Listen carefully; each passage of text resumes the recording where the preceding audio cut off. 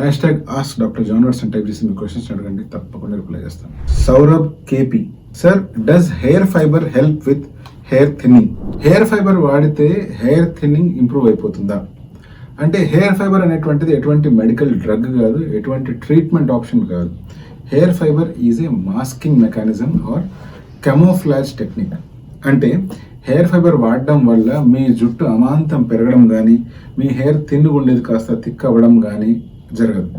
అక్కడ ఏం జరుగుతుందంటే, హెయిర్ ఫైబర్స్ అనేటువంటివి లాంగ్ కార్బన్ పాలిమర్తో తయారు చేసినట్టు ఇవి స్మాల్ పీసెస్గా కట్ చేసి మన కంటికి చూసినప్పుడు అది పౌడర్లా ఉంటుంది, మనం మైక్రోస్కోప్ కింద చూసినప్పుడు ఫిలమెంట్స్ లాగా చిన్న హెయిర్ కట్ చేసినట్టుగా అనిపిస్తుంది.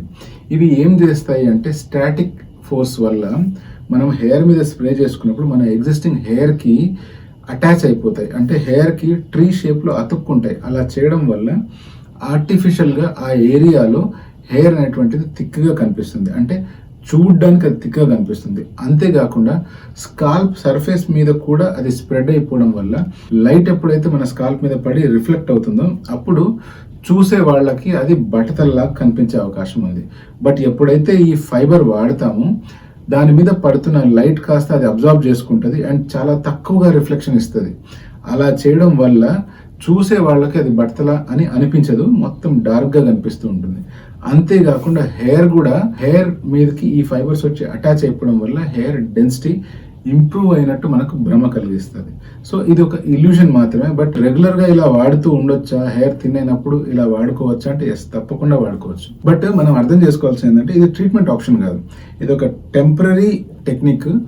మీరు ఫంక్షన్కి వెళ్తున్నా కానీ, లేదా ప్రతిరోజు ఆఫీస్కి వెళ్తున్నా కానీ, మీకు ఎక్కడైనా బాల్డ్ ప్యాచెస్ కానీ, లేకపోతే క్రౌన్ ఏరియాలో బాల్డ్ ప్యాచ్ కనిపిస్తుంది అనుకోండి, సైడ్స్లో కానీ సెంటర్లో కానీ పల్చర్ కనిపిస్తుంది అనుకోండి, లేదా ఫర్ ఎనీ అదర్ రీజన్ మీ స్కాల్ప్ పల్చర్ కనిపిస్తుంది అంటే, అప్పుడు మీరు తప్పకుండా హెయిర్ ఫైబర్ వాడచ్చు. సపోజ్ మీకే కనుక ఆల్మోస్ట్ బట్టతల వచ్చేసింది అనుకోండి, అటువంటి సిచ్యువేషన్లో మీరు హెయిర్ ఫైబర్ వాడినా కూడా హెయిర్ ఫైబర్ అతుక్కోవడానికి హెయిర్ లేదు కాబట్టి ఈ ఫైబర్స్ అంతా రాలిపోతాయి.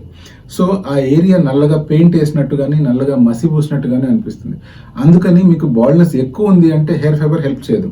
అటువంటి సిచ్యువేషన్లో మీ డోనేరియాని అసెస్మెంట్ చేయించుకొని ప్రాపర్గా ఒక హెయిర్ ట్రాన్స్ప్లాంటేషన్ చేయించుకుంటే మళ్ళీ మీకు ఒత్తైన జుట్టు గ్రో అయ్యే అవకాశం ఉంది.